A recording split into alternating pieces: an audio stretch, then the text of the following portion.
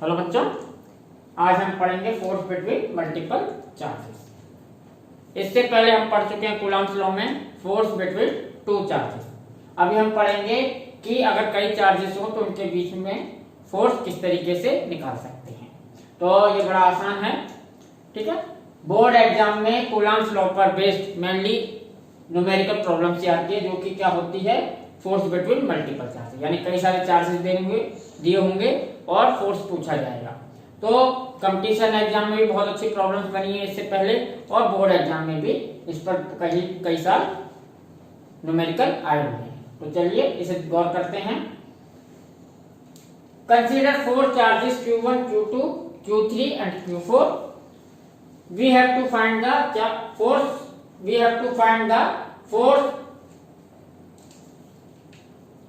on Q1. We have to find the force, total force on charge Q1. चलिए, हमारे पास कोई चार charges का सिस्टम है। सपोज ये है हमारा Q1, ये मान लेता हूं मैं Q2, ये कोई Q3, ये Q4, इसे ये Q3 और ये ले लेता हूं Q4। सपोज सारे चार्जेस क्या हैं, पॉजिटिव। आप चाहें तो कुछ नेगेटिव ले सकते हैं, कोई ऐसी बात नहीं है। पॉजिटिव भी ले सकते हैं, नेगेटिव भी ले सकते हैं। चलिए मैं एक है नेगेटिव। चलिए, हमें इसमें निकालना है force on charge Q1। Q1 पर हमें फोर्स निकालना है। हमारे पास चार चार्जेस हैं, तो आप देखेंगे कि Q1 जो है, Q1 के पास कितने चार्जेस हैं, 2, 1, 2, 3। Q1 के आसपास तीन चार्जेस हैं। ये तीनों चार्ज क्या करेंगे, Q1 के ऊपर फोर्स लगाएंगे। तो ये बात याद रखिएगा, जितने चार्जेस का सिस्टम है, इसके पास जितने भी किसी भी चार्ज पर जितने भी आसपास चार्ज होंगे, वो सारे के सारे उसके ऊपर फोर्स लगाएंगे। तो इसके पास Q1 के पास 1, 2, 3 चार्जेस हैं, तो उसके ऊपर 3 फोर्स लगेंगे। कौन कौन से फोर्स लगेंगे देखते हैं। Q1 पर फोर्स Q2 लगाएगा, और हमें बाय कूलम्ब्स लॉ हमें मालूम है कि ये फोर्स किधर लगेगा, line joining of two charges, ठीक है। ये प्लस है, ये प्लस है, तो फोर्स किधर लगेगा, बाहर की, क्या होगा, रिपल्सिव। ओके, ये हो गया। इस फोर्स को हम डिनोट किससे करेंगे, force on one due to two. Force on one due to two vector form में हम पढ़ चुके हैं डिनोट करने का तरीका। चलिए, Q1 पर Q3 भी फोर्स लगाएगा, Q1 पर Q3 भी फोर्स लगाएगा।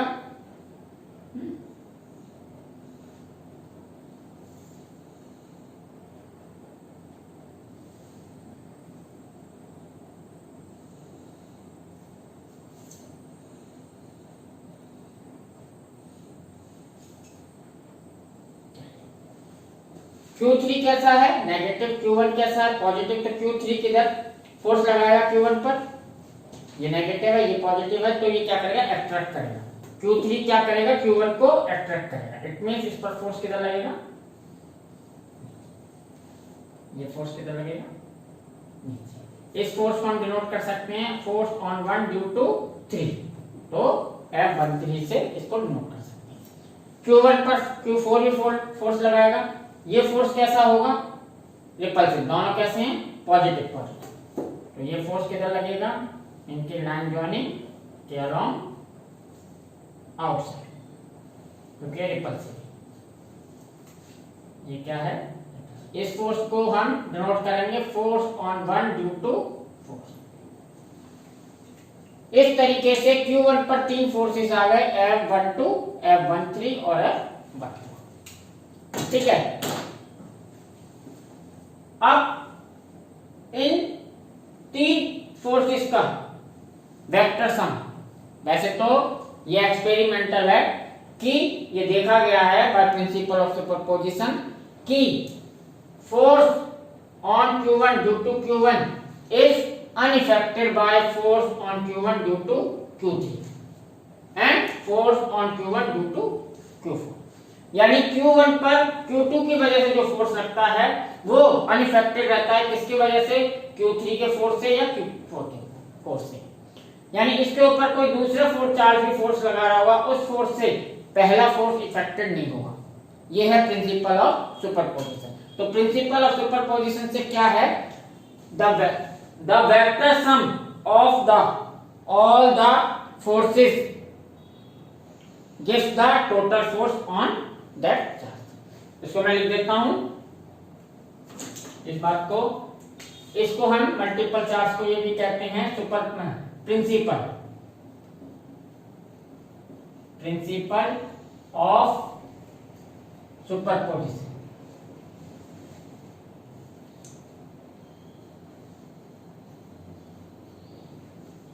Principal of superposition of electrostatic forces. तो according to principle of superposition क्या है? According to principle of superposition the total force on a charge is the sum of all the individual charges.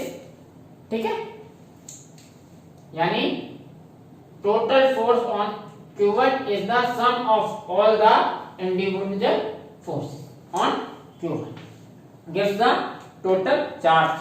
Okay, इस चीज को मैं लिख देता हूं। सबसे पहले मैं ये चीज लिख देता हूं, the charges Q2, Q3 and Q4 exert a forces exert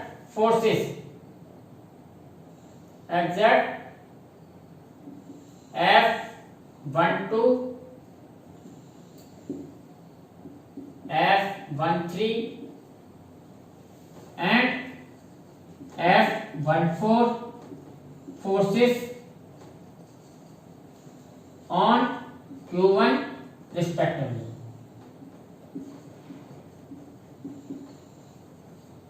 यानी मैंने लिखा है कि charges Q2, Q3, Q4 exert कौन से force? F12, F13, F14 forces on Q1। Q1 पर ये चार्जेस फोर्स लगाते हैं, कौन कौन से? 1, 2, 3, ये तीन फोर्सेस लगाते हैं। ठीक है, by principle of superposition, then by principle of superposition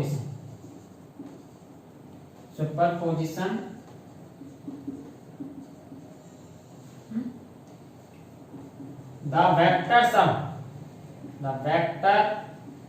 sum of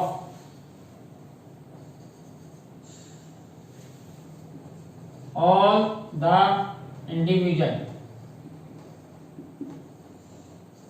forces, bracket में इसको लिख देता हूं, इंडिविजुअल फोर्सेस कौन से हैं? The vector sum of all the individual forces F12, F13 and F14। The vector sum of all the individual forces gives the total, इस चीज को यहां लिख देता हूं, टोटल या नेट फोर्स ऑन, ठीक है, Q1।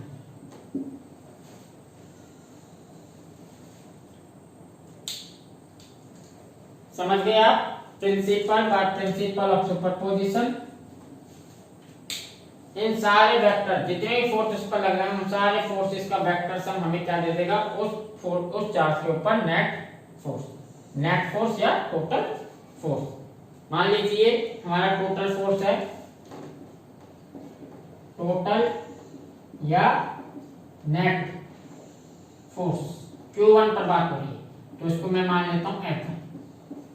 Q1 पर फोर्स, नेट फोर्स क्या है? मान लीजिए क्या है? F1। ठीक है, इसको यहां दिखा देता हूं। क्योंकि बेटा इनका कोई मैग्नीट्यूड वगैरह कुछ पता नहीं, तो इसलिए जस्ट रफली मैं आपको बता दे रहा हूँ कि इनका इन तीनों का कोई रिजल्टेंट मान लीजिए ये दो हैं, ये है, तो सपोज इनका रिजल्टेंट मान लीजिए सपोज यहाँ कहीं आ जाता है, मैं नहीं जानता कि यहाँ आएगा, जस्ट आपको समझाने के लिए मान लीजिए ये क्या है, नेट फोर्स, नेट फोर्स ये क्या है, इन तीनों का सम है, इसको नोट कर दिया F1 से, ये क्या है हमारा नेट फोर्स। यहाँ पर दिखाता हूँ मैं आपको, इसका मतलब है F1 का मतलब है F12 plus F13 plus F14, यानी इन तीनों फोर्सेस का सम हमें क्या दे देगा, Q1 पर नेट फोर्स। ये प्रिंसिपल ऑफ सुपरपोजिशन है, या ये कह सकते हैं कि अगर किसी भी चार्ज के फोर्स बिटवीन मल्टीपल चार्जेस में अगर किसी चार्जेस के पास आसपास जितने भी चार्ज होंगे वो सारे के सारे इस पर फोर्स लगाएंगे, उन सारे फोर्सेस को आप सिंपल कूलम्ब लॉ से निकाल सकते हो। क्या करोगे, सारे इंडिविजुअल फोर्सेस को कूलम्ब लॉ से निकालेंगे और बाद में क्या करेंगे, सारे फोर्सेस को वेक्टोरियल सम कर देंगे।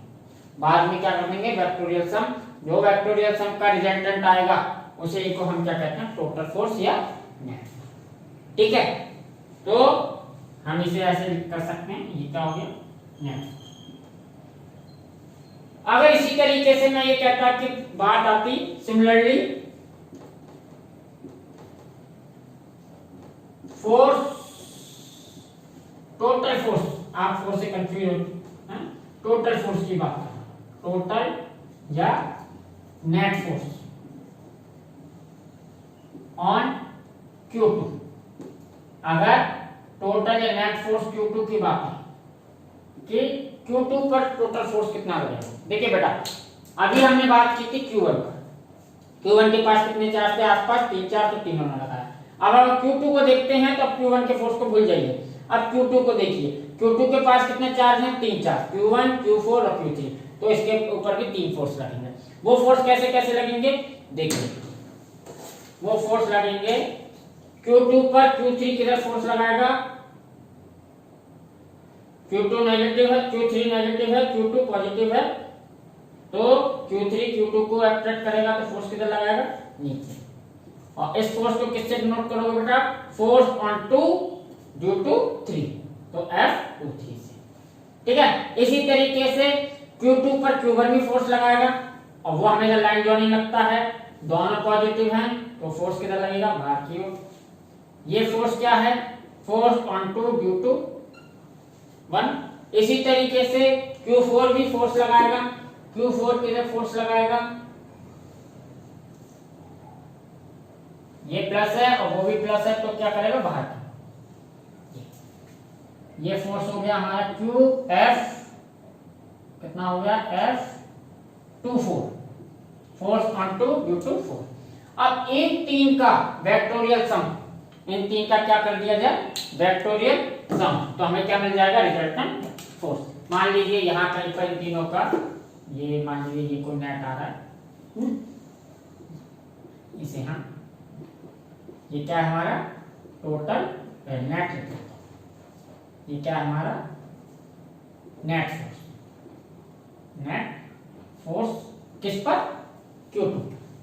तो सिमिलरली यहां पर मैं ऐसे भी लिख सकता हूं F2, F2 बराबर कैसे निकाल सकते हैं आप, force on 2 due to 1, force on 2 due to 3, force on 2 due to 4।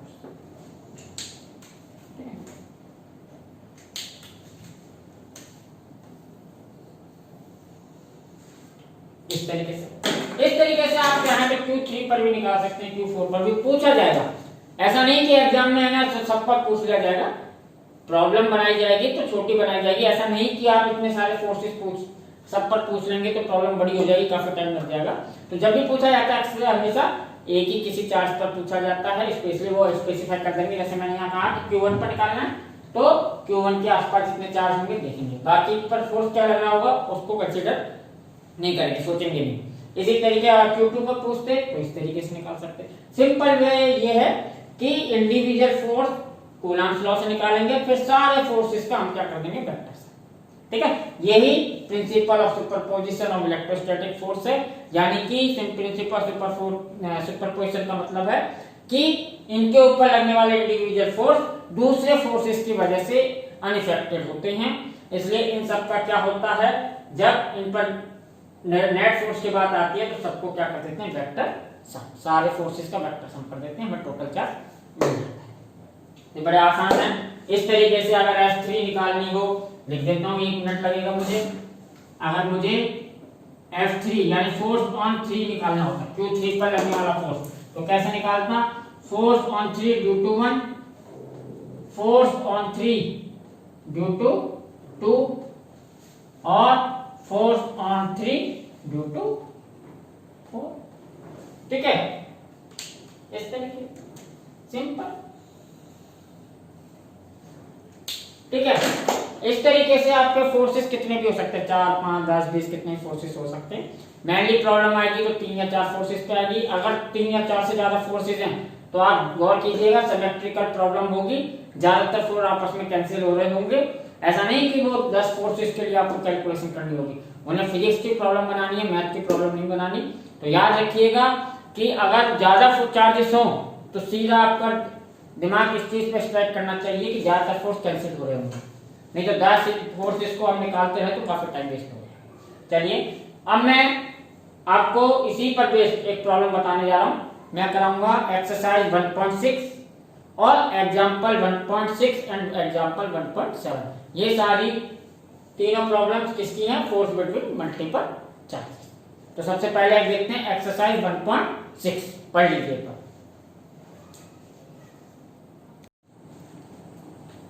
चलिए बच्चों, आप देखते हैं एक्सरसाइज 1.6। एक्सरसाइज 1.6 है कि एक स्क्वायर है ABCD जिसके वर्टेक्सेस पर QA, QB, QC and QD charges रखे हुए हैं।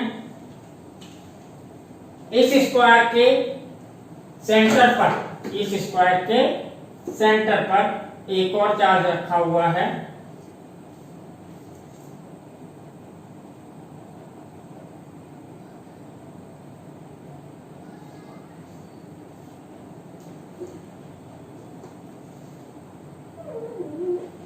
सपोज ये सेंटर है,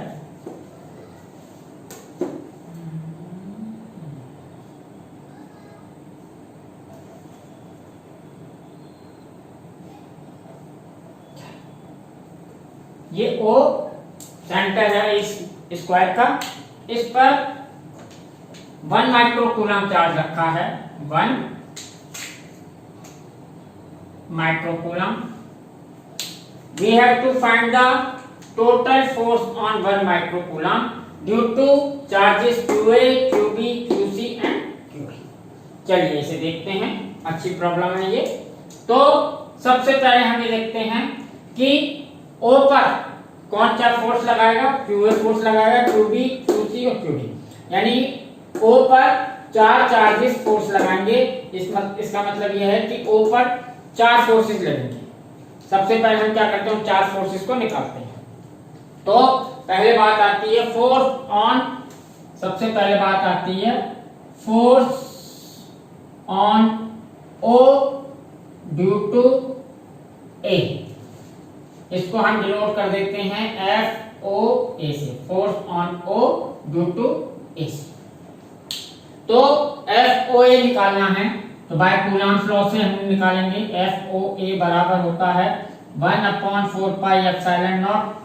हालांकि इस क्वेश्चन में चार्जेस एयर में दिए हुए नहीं है, लिखा नहीं है प्रॉब्लम में कहीं पर कि एयर में है या किसी और मीडियम में है, पर आप एज्यूम कर सकते हैं यहाँ पर कुछ ना दिया होगा एयर।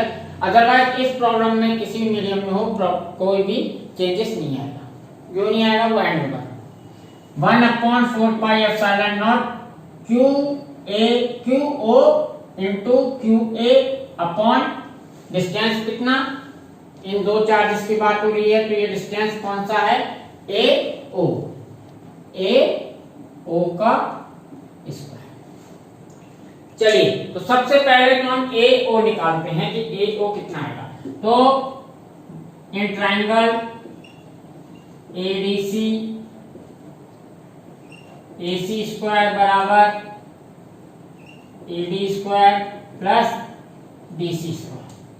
AD स्क्वायर हमारा है 10 सेंटीमीटर, इस स्क्वायर की साइड कितनी है 10 सेंटीमीटर, तो 10 स्क्वायर प्लस 10 स्क्वायर, तो AC आ गया अंडर रूट 200 बराबर 10 अंडर रूट 2। हमें एक चीज और पता है यहाँ पर AO सेंटर है, तो AO बराबर क्या होगा AC upon 2, it means 10 under root 2 upon 2 बराबर 5 अंडर रूट 2 यूनिट सेंटीमीटर। यानी हमारा AO कितना आ गया 5 अंडर रूट 2। हमें एक चीज और इसमें पता है AO बराबर BO बराबर CO बराबर DO। ये सारी डिस्टेंसेस वर्टेक्स से सेंटर तक की इक्वल होंगी, ठीक है। इन सारे डिस्टेंसेस का भी यूज होगा। चलिए तो अब यहाँ पर वैल्यू पुट करते हैं। 1/4 की वैल्यू होती है 9 × 10⁹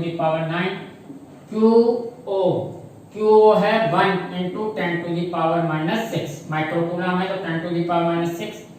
QA है 2 माइक्रोकूलम, 2 × 10⁻⁶ अपॉन क्या है AO कितना आया 5 अंडर रूट 2, और ये कितने है सेंटीमीटर में, तो उसको किस में कन्वर्ट कर लेते हैं मीटर में कन्वर्ट करने के लिए इसमें 10⁻⁻² का इंटू कर दिया, ठीक है। तो ये हमारा कितना आया 9 × 18, ओके, 5 5 25 2 50 50, ओके, 4 6 12 3, तो ये कैंसिल, ये आ गया हमारा 3.6 न्यूटन। बेटा अभी मैंने मैग्नीट्यूड लिखा है, इसे वेक्टर नहीं लिखा, ठीक है। अब मैं इसकी, क्योंकि अभी मुझे डायरेक्शन के बारे में कुछ पता नहीं था, मैं डायरेक्शन के बारे में सोचूं तो इधर देखते हैं हम direction. Force on O due to A, यानी O पर कौन फोर्स लगा रहा था A कैसा है पॉजिटिव, O कैसा है पॉजिटिव, तो A O को क्या करेगा रिपल, यानी कि कैसे फोर्स लगाएगा बाहर की ऐसे, ओके। ये वाला फोर्स कौन सा है force on O due to A, ये फोर्स O से C की तरफ लगेगा, O से C की ओर, यानी हम कह सकते हैं अलोंग O टू C। तो अब मैं इसको वेक्टर फॉर्म में भी लिख सकता हूं, वेक्टर में भी लिख सकता हूं FOA कितना हो गया मैग्नीट्यूड तो 3.6, ठीक है न्यूटन, और डायरेक्शन क्या है इसकी अलोंग O टू C। अगर मैंने इसको बेटा डायरेक्शन दे दी तो अब मैं यहां पर वेक्टर लगा सकता हूं। अब ये कंप्लीट है। पहले यहां वेक्टर इसलिए नहीं लगाया था क्योंकि मैंने यहां पर कोई डायरेक्शन पता नहीं थी, तो मैंने पहले वेक्टर नहीं किया, इसलिए वेक्टर सोच के लगाइएगा, पहले से मत लगाइएगा। डायरेक्शन मिल गया उसके बाद वेक्टर लगाना शुरू कीजिएगा क्वांटिटी के ऊपर। चलिए तो ये हमारा हो गया फोर्स ऑन A 3.6 न्यूटन और O से C लगेगा, ठीक है। आप चाहते तो कोई यूनिट वेक्टर अपनी मर्जी से लिख के भी बना सकते थे, हाँ जैसे इसको चाहे लिखना चाहे तो ऐसे भी लिख सकते थे आप, हाँ ऐसे भी लिख सकते थे आप 3.6 न्यूटन, न्यूटन से पहले 3.6 और कोई यूनिट वेक्टर लगा देते ऐसे OC न्यूटन, ये यूनिट है, और यहां लिखते थे where OC is a unit vector along O to C, तो भी करेक्ट था, ठीक है।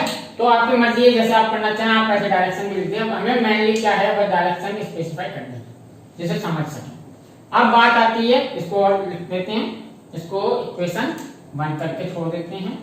अब बात करते हैं force on O, force on O due to B, तो इसको डिनोट करते हैं फोर्स O FOB से, ठीक है। अब हम बात कर रहे हैं O पर B की वजह से। तो पहले मैग्नीट्यूड निकालते हैं। मैग्नीट्यूड कितना है, FOB 1/4 पाई F7 QOQB upon direct distance कितना है OB या DO, यहाँ AO लिखा है तो यहाँ DO, ठीक है। 1/4 पाई F7 की नॉट की value 10 to the power 9 into 10 to the power 9, QO 1 microcoulomb 1 into 10 to the power -6, B QB है -5। बेटा माइनस नहीं लेना, माइनस प्लस चार्ज मत लीजिएगा, जितना हो सके दिमाग से डायरेक्शन निकालिएगा। सिंपल डायरेक्शन है, प्लस रिपल्सन, अट्रैक्शन और रिपल्सन सिंपल देखना है, उसके लिए आप प्लस माइनस मत लीजिएगा। फिजिक्स है, फिजिक्स में इमेजिनेशन ही हमें इंप्रूव करनी है, इसलिए दिमाग से डायरेक्शन निकालिएगा, प्लस माइनस की कैलकुलेशन से मत निकालिएगा। तो यहाँ पे मैं चार्ज में प्लस माइनस नहीं ले रहा हूँ, डायरेक्शन में दिमाग से लिखूंगा जैसे ऊपर लिखिए। 5 into 10 to the power -6 coulomb और OB है मेरा 5/2 into 10 to the power -2 का सेम डिस्टेंस। तो इसे अब मैं सॉल्व करता हूँ। 9 into 5 45, ओके 6 6 6 10 -3 और ये हो गया 25 into ये, तो ये आ गया 9 न्यूटन। कितना आ गया बेटा 9 न्यूटन। अब बात करते हैं इसके डायरेक्शन की। अगर डायरेक्शन की बात की जाए तो ये है माइनस, ये है प्लस, तो माइनस प्लस को क्या करेगा अपनी तरफ अट्रैक्ट करेगा, ओके। तो इस पर फोर्स जो लगेगा इधर लगेगा ऐसे, इस लाइन, इन दोनों चार्जेस को मिलाने वाली लाइन के अलोंग और इस तरह बी उसे अट्रैक्ट कर रहा है। तो ये कौन सा फोर्स हो गया, force on O due to B, ठीक है। अब इसे डायरेक्शन मिल गई तो मैं इसको अब वेक्टर भी लिख सकता हूं। कौन सी डायरेक्शन मिल गई, मैग्नीट्यूड तो इसका 9 है, ठीक है, न्यूटन, और डायरेक्शन क्या है इसकी अलोंग O से O टू B। अब मैं इसके ऊपर वेक्टर लगा सकता हूं, अब मैंने वेक्टर लगा, ठीक है ना। अब हम बात करते हैं force on O due to C। Force on O due to C, ये होगा हमारा FOCC, इसे डिनोट करते हैं FOCC, ठीक है। तो FOC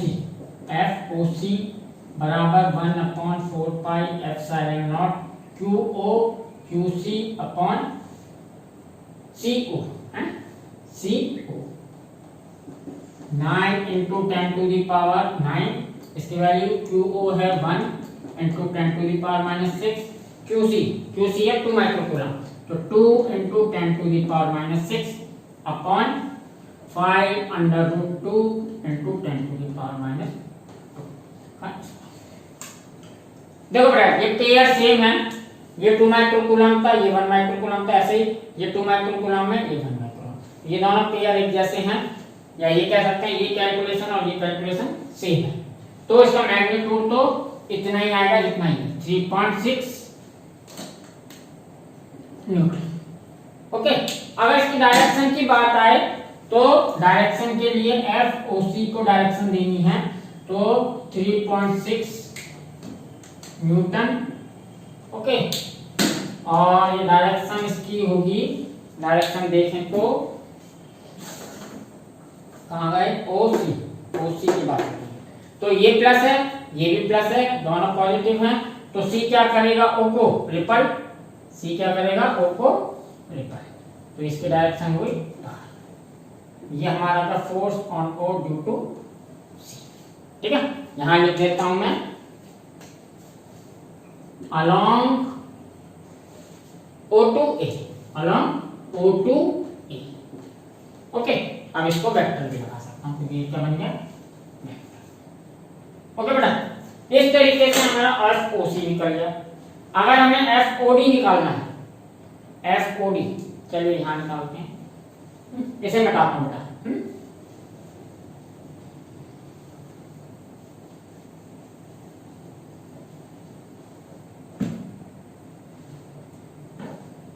तो FOD की बात आएगी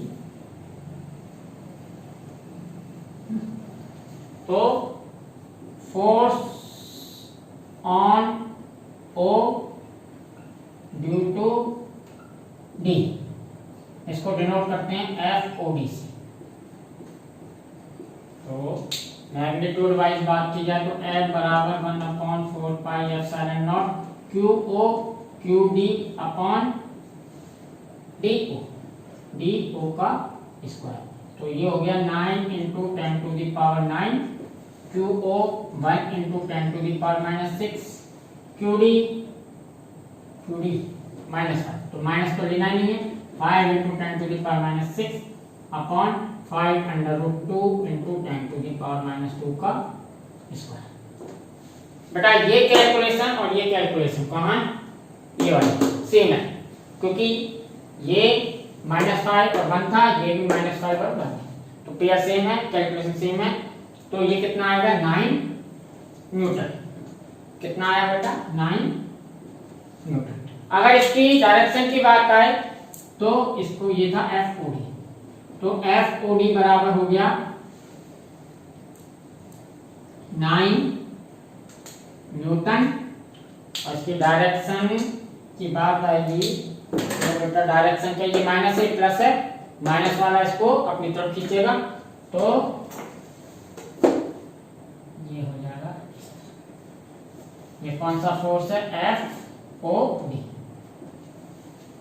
ओके, तो इसको मैं लिख सकता हूं along O2D। Okay, O2D। अब यहां वेक्टर रहा क्योंकि डायरेक्शन दी। चलिए अब आप देखिए, ये तो आप सिंपल भी देख सकते हैं, FOA और FOC हैं, इनको अगर मैं इक्वेशन लिखूं 4 हो गई, ये 3 कर देता हूं, ये 2 और ये 1। तो इक्वेशन 1 और 3 देखिए, ये कौन सा FOA और ये है FOC, दोनों का मैग्नीट्यूड सेम है, डायरेक्शन अपोजिट है। इसकी O से C है, इसकी O से A है, इसकी O से C है, इसकी O से A है, ये एक दूसरे के अपोजिट हैं डायरेक्शन वाइज और मैग्नीट्यूड वाइज सेम है, इक्वल है। तो मैं कह सकता हूं दोनों फोर्स मैग्नीट्यूड वाइज इक्वल हैं बट डायरेक्शन वाइज अपोजिट है, तो ये दोनों एक दूसरे को क्या करेंगे, कैंसिल। दोनों बराबर है, अपोजिट डायरेक्शन में लगे हैं, तो क्या कर दिया, नेगेटिव 0, आपस में कैंसिल हो गया। ऐसे ही FOB FOD, ये 9 न्यूटन है, ये भी 9 न्यूटन है, दोनों 9 न्यूटन है और अपोजिट डायरेक्शन में, तो ये दोनों भी आपस में कैंसिल कर देंगे, इसलिए इस पर नेट फोर्स कितना हो जाएगा, O पर 0। इन दोनों ने आपस में कैंसिल कर दिया, इन दोनों ने आपस में कैंसिल कर दिया, नेट फोर्स क्या होगा 0। तो इसे वैसे भी दिखाई दे रहा है, पर इसको कैसे करते हैं, पेपर पर कैसे प्रेजेंट करोगे, पर एक्सप्रेस करेंगे, तो देखते हैं। अभी हमने फोर्स बिटवीन मल्टीपल चार्जेस में देखा था, अगर मुझे निकालना है क्या, force on O, force on O निकालना था, तो फोर्स ऑन O का मतलब क्या था, force on O due to A plus force on O due to B plus force on O due to C plus force on O due to D, यानी O पर लगने वाले जितने force हैं उनको वेक्टोरियल सम करना था। ठीक है, ये बात यहाँ क्लियर। यहाँ हमें एक चीज पता है बेटा, FOA और FOC, इनमें एक रिलेशन है, क्या रिलेशन है, FOA और FOC दोनों मैग्नीट्यूड वाइज इक्वल हैं पर अपोजिट डायरेक्शन में, तो इनमें रिलेशन क्या होगा, माइनस का। FOB किसके बराबर है, -FOC, ठीक है ना, डायरेक्शन उल्टी, इसका अपोजिट वेक्टर कर दिया जाए तो किधर जाएगा, FO के डायरेक्शन में। और ऐसे ही ये है FOC, यहां पर बात की जाए, एंड FOB, ये FOB और FOD में भी एक रिलेशन लीजिए सेम, वेक्टर, ये भी वेक्टर, क्या रिलेशन है, माइनस। ओके बेटा, क्लियर बात हो रही है। FOB का अपोजिट वेक्टर कौन है, FOD। तो मैं अगर यहाँ पर वैल्यू रखूं, FOA की जगह क्या रख दूं, -FOC, यहाँ पर FOA की जगह क्या रख दूं, -FOC, और एफ ओ बी की जगह क्या लिख दूं, minus F O B. Okay, और अच्छा लिखना चाहें और आपको समझ आए तो चलिए, एफ ओ ए को लिख दिया मैंने minus F O C. Okay, plus F O B को मैंने लिख दिया minus F O B. F O C ऐसा ही सेम वही लिख दिया ओ। ओके, तो देखिए बेटा, एफ ओ सी और एफ ओ सी ने आपस में जीरो कर दिया एक दूसरे को, ये माइनस एक प्लस है, एफ ओ डी ने आपस में माइनस कर दिया, ये दोनों क्या प्लस। तो यहाँ क्या बचा, बहुत इंपॉर्टेंट है, गौर कीजिएगा, एफ ओ बराबर कितना आ गया, जीरो।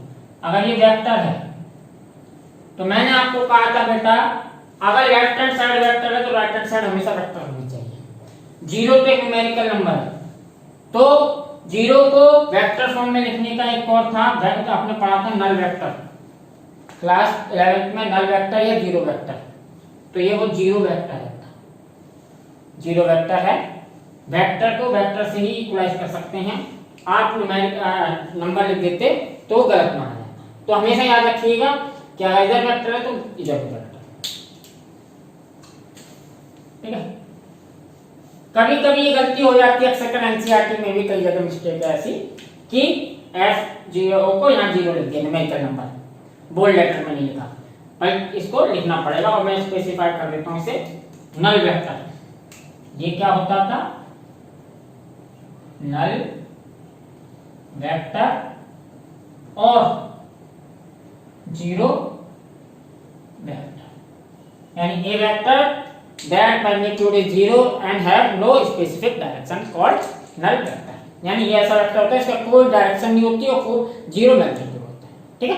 इसे बस यूज इसलिए करते हैं कि वेक्टर के इक्वल लिखा जा सके, ठीक है ना। अगर दो वेक्टरों का सम जीरो आ जाए तो फिर हमें जीरो वेक्टर लिखना होगा।